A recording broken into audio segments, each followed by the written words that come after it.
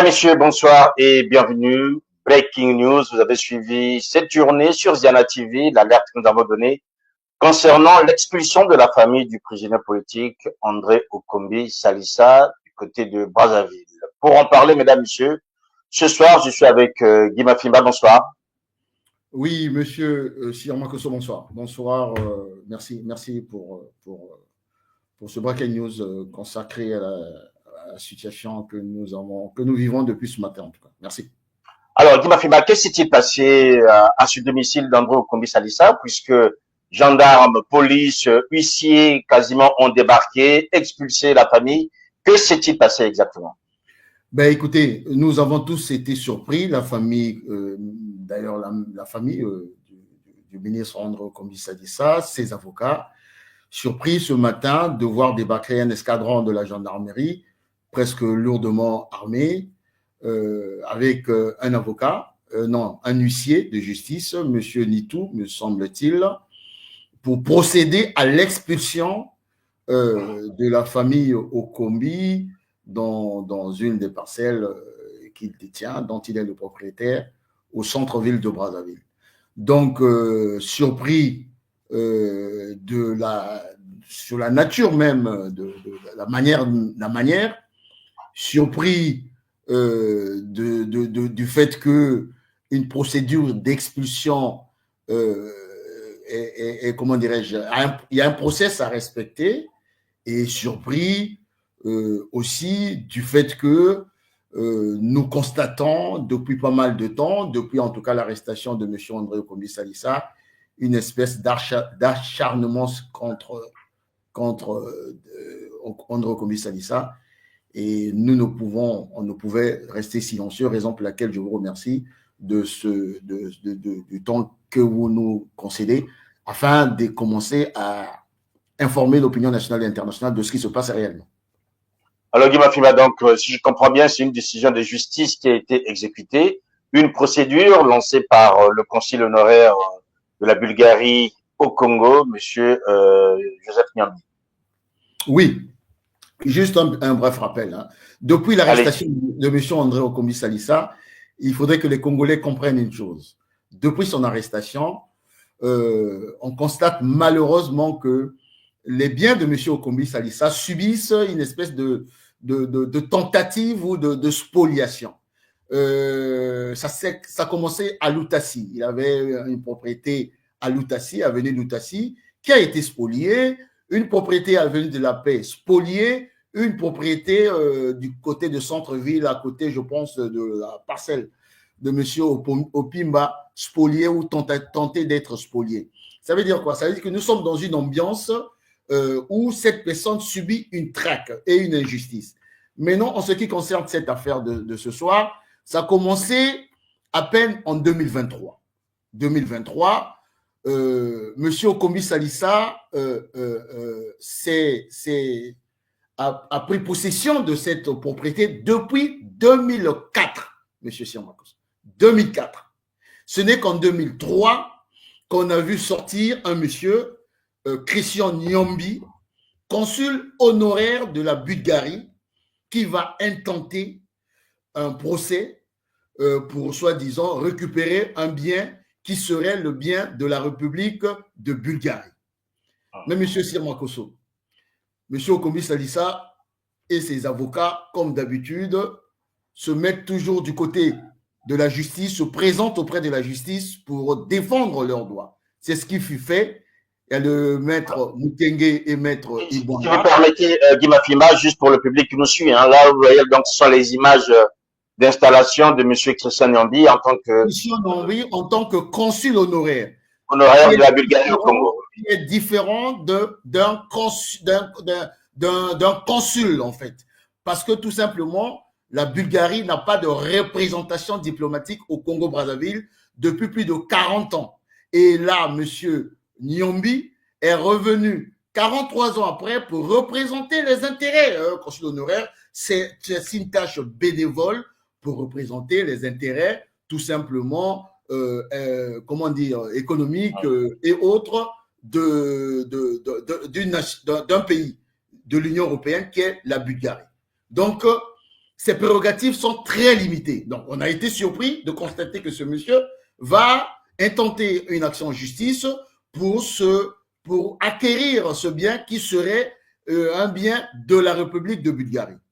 Ils sont partis en justice et je tiens à vous dire, et à l'opinion nationale comme internationale, que Monsieur Okombi Salissa, depuis son arrestation, a subi dans pas mal de ses villas, notamment celle de Mandela, un pillage systématique.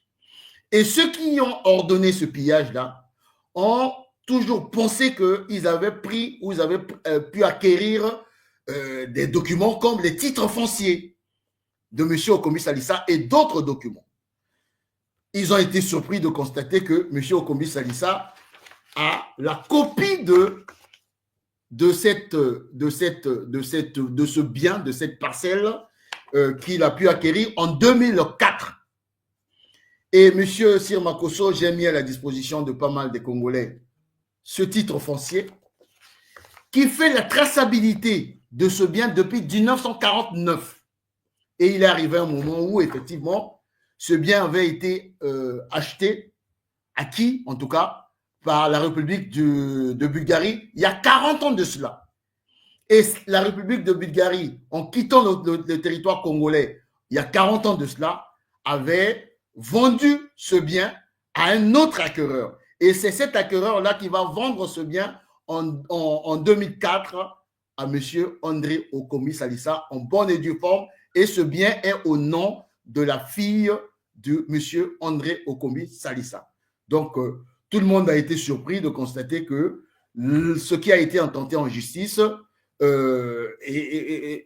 participait quasiment à une espèce de cabale et une espèce de trafic d'influence pour déposséder M. André Okombi Salissa de ce bien.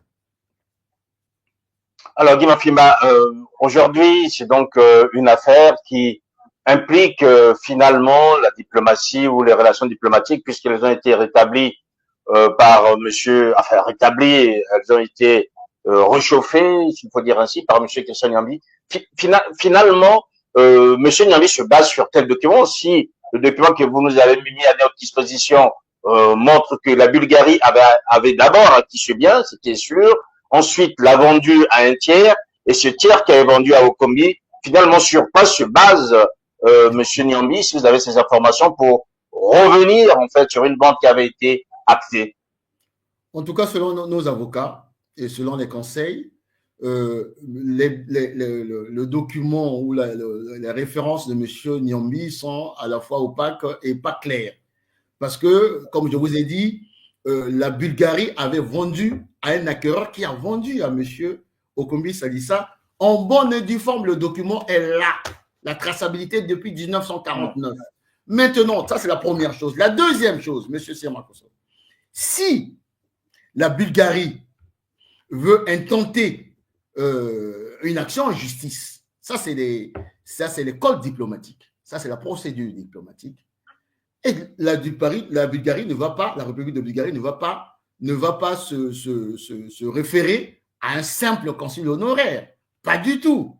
Étant membre de l'Union européenne, c'est soit un pays tierce de l'Union européenne qui représente les intérêts de la Bulgarie qui allait intenter un procès contre M. André Okombi Salissa, ou encore le représentant de l'Union européenne. Or, là, les gens sont surpris, nous sommes surpris de constater que c'est un simple consul honoraire, M. Christian Nyambi, qui bouge de gauche à droite pour acquérir ce bien. Et bien évidemment, nous avons accepté d'aller en justice et produire les documents, en tout cas les conseils de M. André Okombi Salissa, les documents qui sont en sa possession pour montrer sa bonne foi. C'est ce que nous sommes en train de vous présenter actuellement. Alors, quand on voit le titre de propriété Guy Mafima, si vous permettez, on va juste lire en fait le dernier acquéreur. Ici, nous avons donc sa date du 17 février 2004.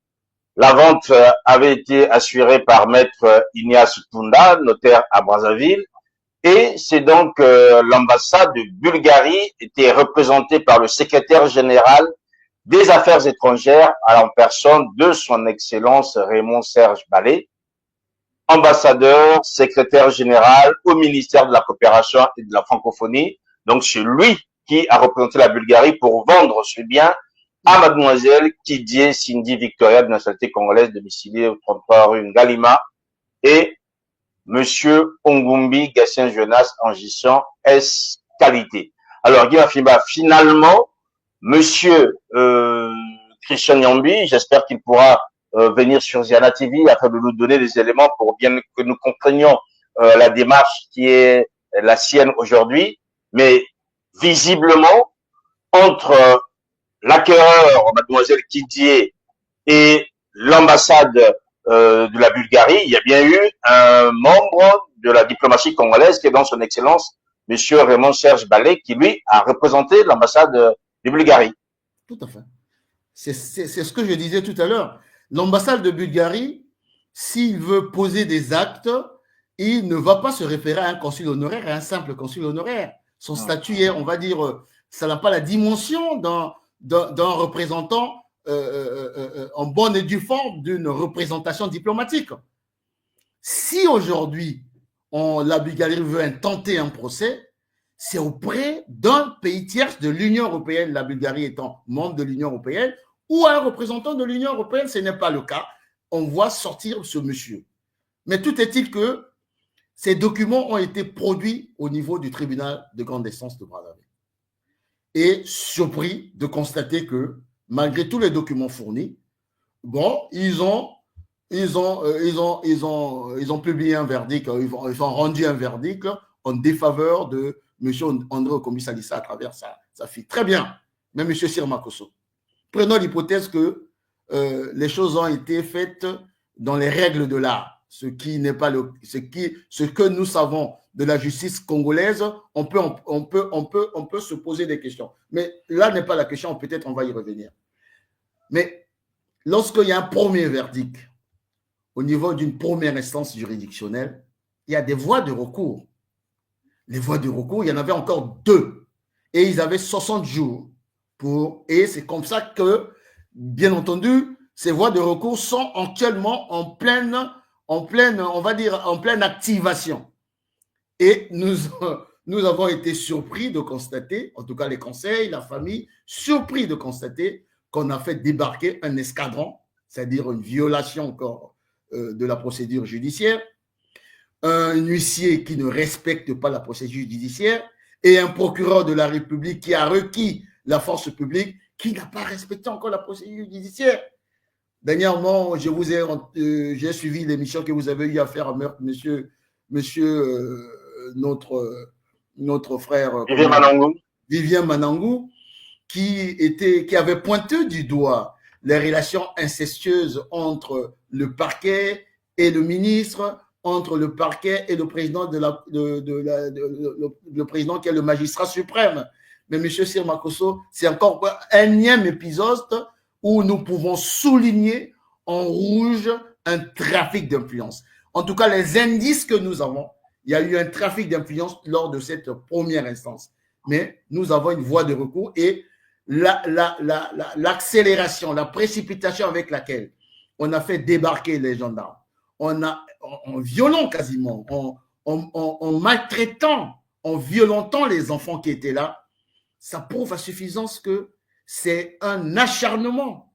Ça prouve à suffisance qu'il y a un agenda caché derrière ce qui se passe à l'égard de M. André Okombi Salissa.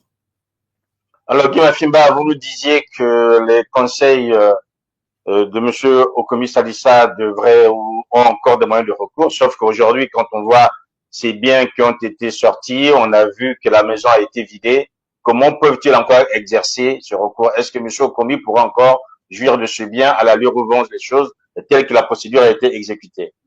Monsieur Sirmakosso, on connaît le piège. On ne veut pas tomber dans le piège d'utiliser des voies, toute autre voie que la violence et autres, parce que ce n'est pas notre manière de voir les choses. Tout ce que nous faisons aujourd'hui, et je vous en remercie, c'est de mettre sur la place publique, notamment l'opinion nationale,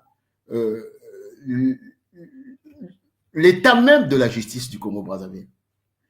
La manière dont cet homme, André Okombi Salissa, dont le seul tort a été d'être candidat à l'élection présidentielle, est traqué, est pratiquement malmené, et aujourd'hui, on touche à sa famille. Donc, nous pensons qu'il y a toujours des voix de raison ou qui ont la raison encore dans ce pays pour constater que ce que vous êtes en train de faire là, ce n'est pas bon, non seulement pour l'image de ce pays, mais aussi pour ne serait-ce que cette famille qui est victime aujourd'hui. Mais mieux, M. Sirmakoso, M. Nyombi, nous avons d'autres voies parce que nous allons solliciter, nous allons enquêter, nous allons faire des investigations sur qui est le commanditaire de cet acte de forfaiture mené de main de maître par M. Keshonomi. Il n'est pas sorti comme ça. Ça veut dire qu'il y a des gens qui le poussent à le faire. Est-ce la Bulgarie? Ben, on sait comment toucher la Bulgarie. Est-ce d'autres, des oligarques au sein du pouvoir? Très certainement, M. Sirmakoso. Je ne vais pas ce soir commencer à accuser qui que ce soit, mais nous avons déjà des indices d'où vient cette cabale contre M. André Okombi-Salissa. Mais on appelle à la raison et on appelle aussi à la mobilisation des ONG. Je peux vous dire que nous avons déjà touché un certain nombre d'ONG. Nous avons déjà touché un certain nombre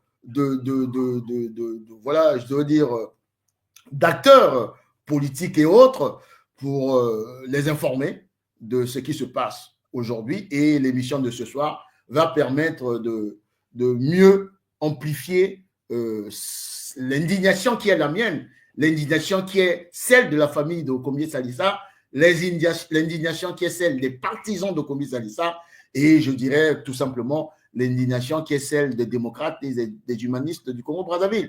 Parce que, est-ce qu'aujourd'hui, on a besoin de ce genre de choses dans un pays où la situation est plus que dramatique? Je pourrais même aller encore plus loin, M. Sirmakoso. Voyez-vous, on est toujours surpris de la diligence de cette justice congolaise. Moi, j'ai vu une émission dernièrement, j'ai vu un élément dernièrement où Madame Soudan Nono est partie, je crois, à Dimonica et autres, où un opérateur chinois est en train de polluer les sols et autres à travers une exploitation sauvage de mines. Et elle implorait quasiment la justice et la force publique d'agir. Donc, là où l'État doit agir pour des raisons où l'intérêt supérieur de la nation, l'intérêt général est en cause, on ne les voit pas. Mais c'est pour des questions quasiment privées, au lieu de laisser que ça se règle de manière sereine, ben, on voit débarquer une justice qui est malheureusement encore ce soir, on le constate, instrumentalisée pour l'intérêt des uns et des autres, sinon quelques oligarques du régime. Alors, Guillaume Fima, pour terminer, pour vous, sur à quoi vous avez assisté aujourd'hui, que se cache-t-il, pour être un peu plus clair, que se cache-t-il derrière l'expulsion de la famille d'André Okombi-Salissa pour vous, à l'instant où les choses ont été exécutées? Ben, c'est une énième provocation. C'est une tentative de celles et ceux qui ne veulent pas qu'on arrive à un compromis politique historique, je l'ai toujours appelé de mon vœu, c'est-à-dire que le pouvoir de Brazzaville comprenne que il faut libérer Okombi et Mokoko pour que nous puissions nous asseoir afin de regarder ensemble les solutions, les pistes de solutions pour sortir notre pays de cette crise multidimensionnelle. Et vous voyez-vous, dans ce pays, il y a toujours des gens qui tirent des ficelles pour garder le statu quo. Je me souviens encore de ce qui est arrivé à Paulin Makaya. Il était arrivé à la fin de la peine qui lui avait été infligée et ils ont simulé un scénario de tentative d'évasion pour lui coller encore 2 ans. On voit la provocation arriver à travers André Okombi-Salissa, à travers nous, moi qui suis le représentant. On attend à ce qu'on puisse monter au créneau pour tirer. Non, nous ne sommes pas là. Nous demandons tout simplement, et je termine là-dessus, surtout à M. Denis Sassou Nguesso, parce que tout ça, ça va s'aller sur sa tête. Il a beau monter, descendre, nous dirons que c'est M. Denis Sassou Nguesso qui regarde faire, parce que c'est le magistrat suprême. C'est même lui-même qui a parlé d'une justice où il le verrait dans le fourri. Qui a commandité M. Christian Nyombi? On doit arrêter ça. Et enfin, M. Sirmakosso, vous savez, la vie, les biens, c'est quoi? On quitte ce monde, on laisse les biens. Et André Okombi Salissa, lorsqu'il s'est engagé en 2015, il savait pertinemment qu'il pouvait se retrouver dans cette situation aujourd'hui. Et il a toujours dit, Guy, les biens, on peut les avoir, on peut ne plus les avoir. Mais ce qui compte, c'est l'intérêt général. Ce que tu donnes comme énergie pour défendre l'intérêt général. Il est dans l'intérêt général. Et il n'est pas question qu'aujourd'hui, il continue à subir cette espèce d'acharnement alors que l'histoire lui a donné raison. Voilà un peu ce que je peux dire sur la lecture politique, parce que c'est une histoire politique et politicienne. Je veux dire, nous connaissons les commanditaires déjà. Certainement que s'ils ne se ressaisissent pas, ben, dans les prochains jours, nous allons commencer à les nommer un à un. Merci, Guy Mafimba, d'avoir pris le temps de venir donner ces éléments d'explication au public du Zena TV. Merci, M. Sirmakosso, et merci à ceux qui nous ont suivis. Voilà, mesdames, messieurs, merci à vous aussi. Nous lançons donc un appel à M. Christian Nyombi, même ses conseils, si vous nous entendez. Nous serons bien contents de vous avoir sur Zena TV afin de vous entendre et de comprendre la démarche qui est la vôtre, puisque l'acte de vente qui constitue le titre foncier que nous avons en face de nous dit que ce bien est bel et bien été vendu et sur quelle base ces démarches sont menées. Pour l'instant, nous n'en savons pas grand-chose, mais au moins, nous avons entendu la partie d'Okombi à travers donc Guy Mafimba, qui est son représentant personnel, et nous espérons aussi entendre la partie Nyombi. En entendant, mesdames, messieurs, portez-vous bien, le programme continue et je vous dis donc à très bientôt sur Ziana TV et j'espère que vous serez encore là pour suivre nos programmes et nous continuerons bien sûr à suivre cette actualité. Portez-vous bien, passez une belle soirée, je vous dis au revoir.